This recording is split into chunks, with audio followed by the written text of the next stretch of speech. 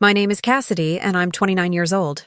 The Christmas I'm about to tell you about began the moment we stepped into my parents' dining room, where the pine scent from a too-dry tree mixed with gravy and burnt rolls, and I already felt that familiar tightness in my chest that always came with family gatherings, especially since my daughter had turned 10 and started noticing things adults thought kids were too young to understand, like how my dad smiled wider at my brother's kids and how my mom laughed louder when they spoke, and how my daughter, Lily, learned to fold herself small to fit into spaces she was never meant to fight for.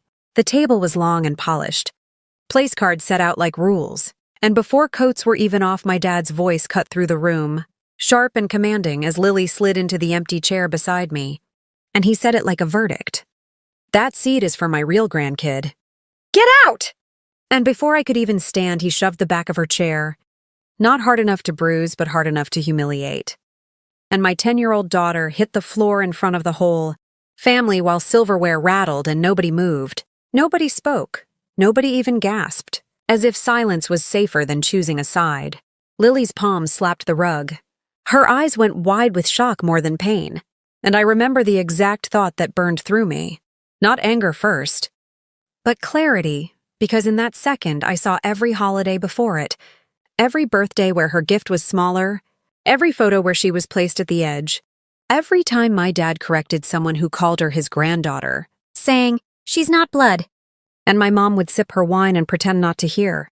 I helped Lily up, brushed her knees, and she looked at me with that brave, confused smile kids use when they don't want to cry in public. And the room stayed frozen, the tree lights blinking like nothing was wrong, my brother staring at his phone, my aunt studying her plate, my mom gripping her wine glass too tightly. My dad straightened his sweater like he'd just fixed a crooked napkin and muttered something. About tradition, about how real grandkids sit closest to him, as if the word real could erase a child standing right there. I didn't yell, I didn't scream, I didn't curse, because my voice felt steady in a way that scared even me.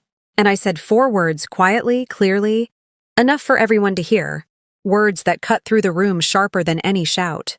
And when I said them, my mom dropped her wine glass, red splashing across the rug like a wound, and my dad went pale, the color draining from his face as if he'd suddenly realized this wasn't a moment he could bully his way through.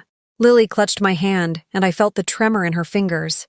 The way a kid's body remembers things long after adults pretend they didn't happen. And I told her we were leaving, not asking, telling, because some lessons don't need discussion. As we walked out, coats still hanging, food untouched, I heard my dad sputter behind us about respect and family. And I thought about how respect was always demanded downward in that house, never earned upward. In the car, Lily asked in a small voice if she'd done something wrong, and that nearly broke me, because no child should have to ask that, after being shoved off a chair by an adult who's supposed to love them. I told her the truth, that she did nothing wrong, that sometimes grown-ups are wrong and loud about it, and that none of this was her fault. That night, after she fell asleep with Christmas lights reflecting on her wall, I sat at my kitchen table replaying the scene. The words, the shove, the silence, and I realized the shove wasn't the worst part. The worst part was that everyone had stayed silent, because silence teaches a child exactly how much they're worth in a room.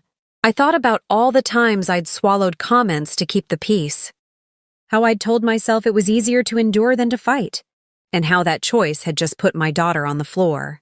By morning, I knew something had shifted permanently, because when I looked at my phone and saw my dad's missed calls, I didn't feel dread, I felt resolve, the kind that comes when you stop hoping people will change and start deciding what you will tolerate. And I knew that what happened at that Christmas table was only the beginning of a story my father had no idea he'd started. The morning after Christmas, I made a decision that surprised even me. Not because it was sudden, but because it felt overdue, like finally exhaling after holding my breath for years. And while my dad kept leaving voicemails about how I'd embarrassed him in front of the family and how Lily needed to learn her place, I was sitting across from a lawyer with a calm I didn't recognize, explaining how my father had never legally adopted Lily as his grandchild, how my late grandmother had left a trust specifically worded for all grandchildren raised as family, and how my dad had quietly been managing it since she passed, deciding on his own who counted as real.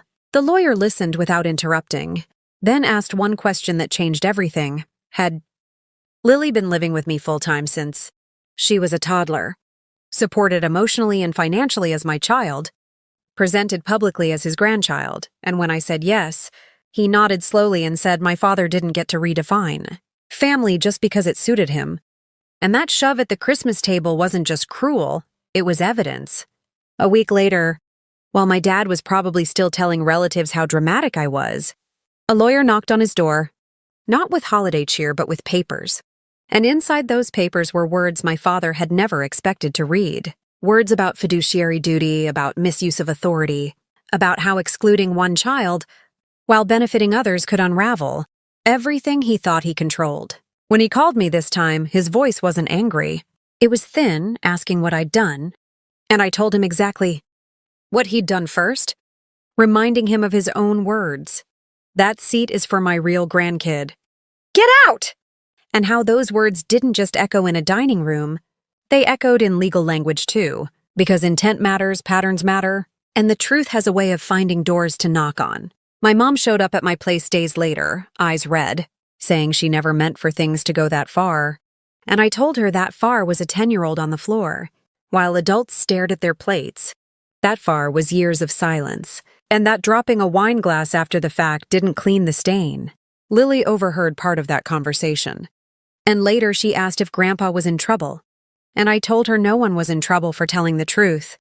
But sometimes people face consequences for ignoring it, and she nodded like she understood more than she should have had to. The fallout was messy because accountability always is. Family group chats went quiet, then loud, then quiet again, and stories shifted as people tried to rewrite what they'd seen with their own eyes. But the facts didn't move, and neither did the lawyer.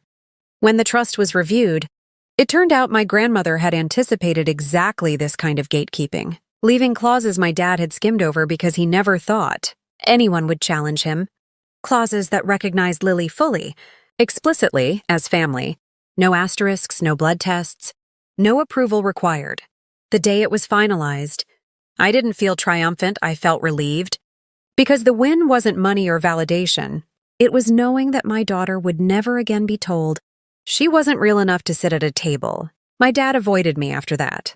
The man who once filled every room now shrinking from accountability, and when we did cross paths months later, he wouldn't meet Lily's eyes, which told me everything I needed to know. The family learned a new script too, one where silence had a cost, where watching something wrong happen and doing nothing no longer felt safe. And I won't pretend that fixed everything, but it changed the balance. Sometimes Lily still asks why some grandparents act like that, and I tell her the truth in words a child can carry. That some people confuse control with love, and when they lose control, they show who they really are. If there's one thing I learned from that Christmas, it's that protecting your child doesn't always look loud. Sometimes it looks like 4 quiet words, a steady voice, and the courage to let a lawyer knock on a door that's been closed for too long. Because when someone says, that seat is for my real grandkid, get out! And pushes a child to the floor while everyone stays silent, the most powerful response isn't yelling back, it's making sure that silence never protects them again. If this story moved you, if you believe kids deserve dignity and family means showing up when it's uncomfortable, then subscribe to the channel.